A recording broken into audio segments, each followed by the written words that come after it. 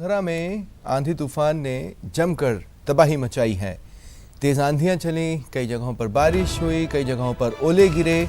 आंधी तूफान की वजह से प्रदेश में 9 लोगों की जान गई है, 9 लोगों की मौत हुई है।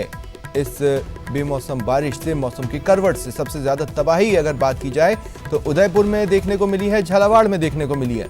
झालावाड़ में 4 लोगों की मौत की खबर है, भीलवाड़ा में एक मजदूर की मौत की खबर है, बूंदी में बिजली गिरी जिससे 2 लोग उसकी चपेट में आए और मारे गए।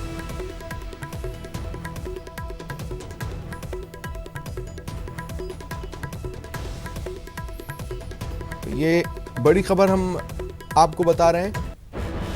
कई लोग अब अपने घरों से निकलने में झिझक रहे हैं। मौसम बिल्कुल भी साथ नहीं दे रहा है। एक तरफ गर्मी से राहत मिली है, लेकिन जनजीवन कुछ इस कदर अस्त व्यस्त हो गया है कि गर्मी से मिली राहत को भी कोई एंजॉय नहीं कर सकता। तेज आंधियां चल रही हैं, कई इलाकों में धूल भरी आंधियां चली, तेज हवाएं चल रही हैं, बेमौसम बारिश हो रही है, किसान परेशान है। आम लोगों के लिए जीवन यापन करना बेहद मुश्किल हो रहा है और इस बीच आंधी तूफान की वजह से प्रदेश में 9 लोगों की मौत हो गई। तब उदयपुर और झालावाड़ ये वो 2 जिले हैं जहां सबसे ज्यादा तबाही दर्ज की गई है। झालावाड़ में 4 लोगों की मौत हुई है।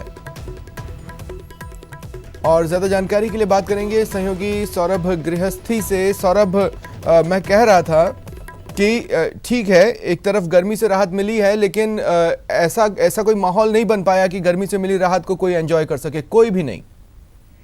जी बिल्कुल, क्योंकि जिस प्रकार से बंगाल की खाड़ी और अरब सागर से जो नमी आई और प्रदेश में जिस प्रकार का मौसम था, उसके कारण से एक सर्कुलेशन बना और प्रदेश भर में धूल भरी हवाओं का दौर देखने को मिला और ये करीब 50 से 100 किलोमीटर प्रति घंटा की स्पीड से प्रदेश के अधिकांश हिस्सों में ये तूफान जो है वो देखने को मिला। और इसका सबसे ज्यादा असर कहे उदयपुर संभाग और कोटा संभाग में देखने को मिला, जहां पर बारिश भी ज्यादा हुई है और नुकसान भी ज्यादा हुआ है। इसके अलावा प्रदेश के दूसरे हिस्सों में भी इसका असर जो है वो देखने को मिला है। हालांकि आपने जिस प्रकार से कहा कि टेम्परेचर में कुछ कमी आई है, लेकिन ये राहत जो है वो जिस प्रकार का नुकसान हुआ है उससे कहीं ज्यादा जो है वो देखने को मिल रही है, क्योंकि 9 लोगों की मौत हो जाना और फसलें चूंकि खेतों में कट के तैयार थी और ऐसे में किसानों को इससे भारी नुकसान हुआ है। अब देखना ये होगा कि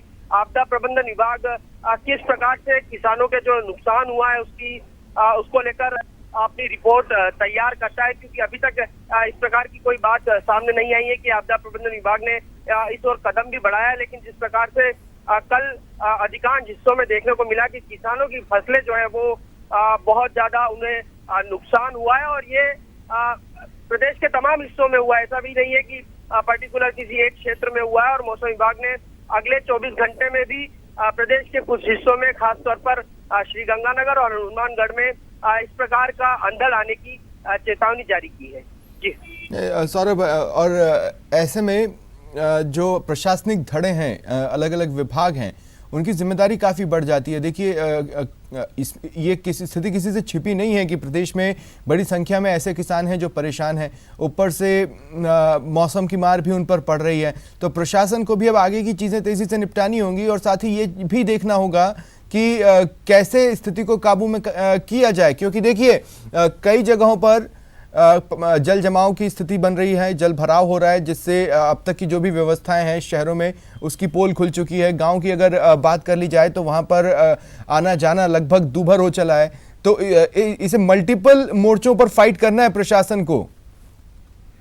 जी बिल्कुल सही कहा आपने, क्योंकि अंधड़ के कारण कई जगह बिजली के पोल टूटे हैं, कई जगह ज्यादा बारिश से खेतों में पानी भी जमा हुआ है। तो बिल्कुल सही कहा आपने कि प्रशासन की जिम्मेदारियां जो है वो ज्यादा हो जाती हैं, लेकिन अभी तक चुनावी मौसम है और अभी तक इस प्रकार का संभवतः कहीं से भी बयान नहीं आया है कि किसानों के किसी ने चिंता की है। क्योंकि आपने भी देखा होगा कि कल प्रदेश के कई हिस्सों में चुनावी सभाएं थी और उसमें भी इस प्रकार की बात जो है वो सामने नहीं आई है। और आज देखना होगा कि किस प्रकार से प्रशासन, चूंकि इतनी नुकसान की बात जगह जगह से सामने आ रही है, तो किस प्रकार से प्रशासन हरकत में आता है। और आपदा प्रबंधन विभाग की मुख्य रूप से जिम्मेदारी होती है, तो आपदा प्रबंधन विभाग किस प्रकार से अब हरकत करता है, ये देखने वाली बात होगी।